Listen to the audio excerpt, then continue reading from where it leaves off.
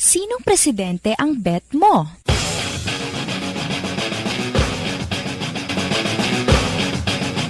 Alam mo ba na nakasaad sa Article 10, Section 85 na paglabag sa batas ang pamimigay ng mga ballpen, pamaypay, t-shirts, sombrero, sigarilyo, mga delata o kahit anong mga material na bagay o goods tuwing eleksyon? Isa kasing itong paraan ng bribery o panunuhol.